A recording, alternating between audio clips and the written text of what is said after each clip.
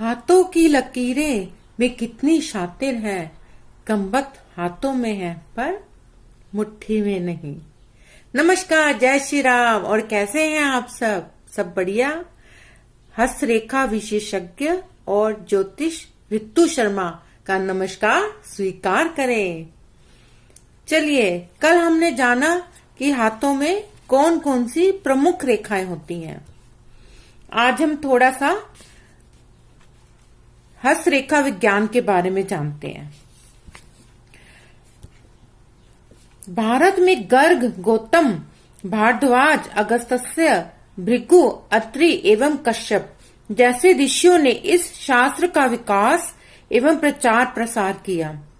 इनमें से कुछ ऋषि ज्योतिष में भी अपने योगदान के लिए प्रसिद्ध हैं। पुराणों के अनुसार देव ऋषि नारद इस विद्या के ज्ञाता थे। महर्षि वाल्मीकि ने पुरुष हस्तरेखा शास्त्र पर छंदों की एक पुस्तक लिखी थी। वाल्मीकि रामायण के युद्ध कांड में भी इस शास्त्र के कुछ संकेत मिलते हैं। महान खगोलविद एवं ज्योतिष विद्वान वराह मिहिर ने अपनी प्रसिद्ध पुस्तक बृहत संहिता में भी इस विषय का उल्लेख किया है। महान कीरो, जो हस्तरेखा शास्त्र के विशेषज्ञ थे, उन्होंने बताया सबको कि ये विद्या भारत से ही आई है और भारत में ही इसका इतिहास पाया गया है। सामुद्रिक शास्त्र मतलब अंग विद्या का ही एक प्रचलित नाम है। मानव शरीर के अंगों, आकृति और चिन्हों के साथ साथ हथेली का भी अध्ययन करता है सामुद्रिक शास्त्र में। चलिए, अब हम देखते हैं जो हमारा सामुद्रिक शास्त्र है उसमें अंग विद्या आती है और मानव शरीर के अंग, आकृति, सब चिन्हों को देखा जाता है सामुद्रिक शास्त्र में। तो जैसा कि हमने कल पढ़ा था,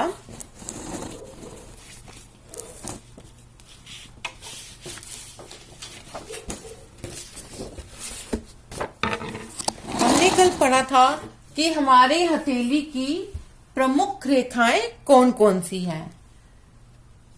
पहली जीवन रेखा, दूसरी मस्तिष्क रेखा, तीसरी हृदय रेखा, चौथी शनि रेखा और पांचवी सूर्य रेखा। ये 5 जो है प्रमुख रेखाएं हैं जो हमारी हथेली में होती हैं। और हमारी 5 उंगलियां यानी ये अंगूठा, तर्जनी उंगली, मध्यमा उंगली, अनामिका उंगली और कनिष्ठा उंगली, और ये हमारे हो गए ब्रासलेट्स यानी मणिबंध। ठीक है, ये हमने कल जाना। अब हम आगे चलते हैं। देखिए, हमारा जो हस्तरेखा शास्त्र है वो 2 भागों में विभाजित किया जाता है। एक है कीरोनोमी और एक है कीरोमैंसी। कीरोनोमी मतलब पर्वतों और हथेली के आकार और प्रकार।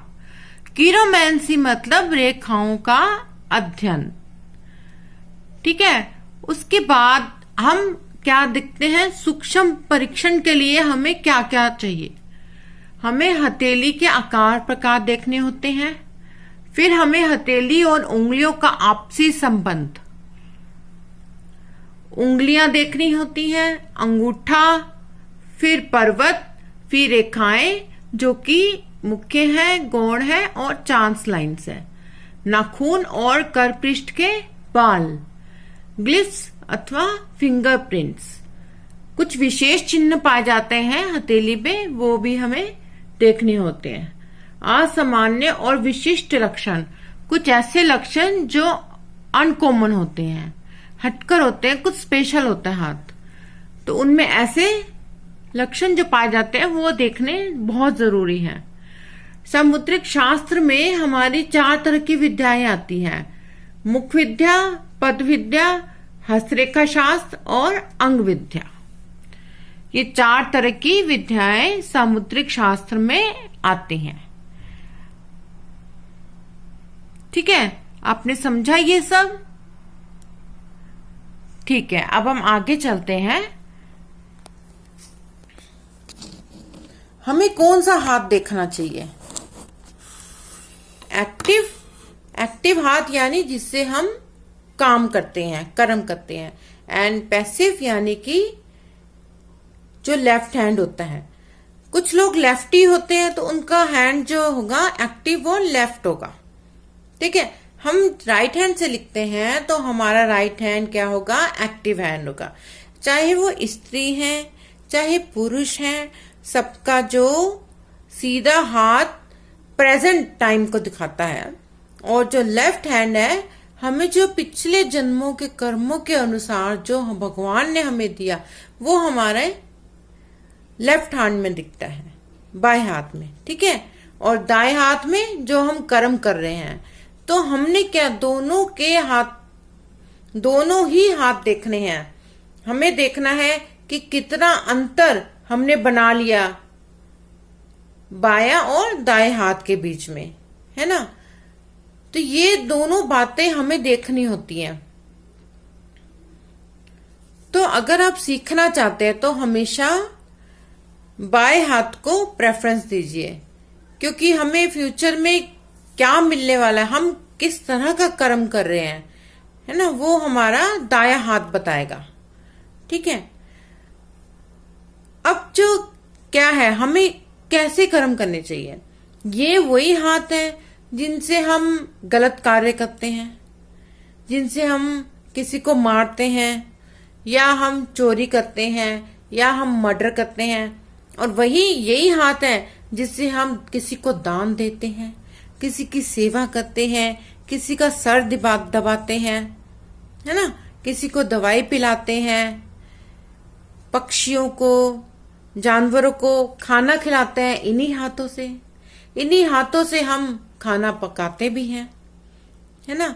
घर के काम करना, बिजनेस का काम करना, किसी भी प्रकार का काम करना, कर्म करना हम इन्हीं हाथों से करते हैं। तो फिर क्या करना चाहिए? हम जैसा कर्म करेंगे हमारी हाथों की लकीरें वैसे ही खराब होनी शुरू हो जाएंगी। जो हमारा दायां हाथ है उस हाथ की लकीरें खराब हो जाएंगी जैसा हम कर्म कर रहे हैं, और वो हमारा भविष्य बिगाड़ देगा, ठीक है। इसलिए हमें क्या करना चाहिए? अच्छे से अच्छे कर्म करने चाहिए ताकि हम अपने हाथों की लकीरों को और सुधारें और हम अपने भविष्य को और निखारें, ठीक है। तो आज के लिए बस इतना ही। धन्यवाद। मेरे साथ जरूर सीखिए हस्तरेखा शास्त्र, और अगर आपको अच्छा लगा हो तो ऋतु शर्मा चैनल को सब्सक्राइब, लाइक एंड शेयर जरूर कीजिएगा। धन्यवाद, बहुत बहुत शुक्रिया।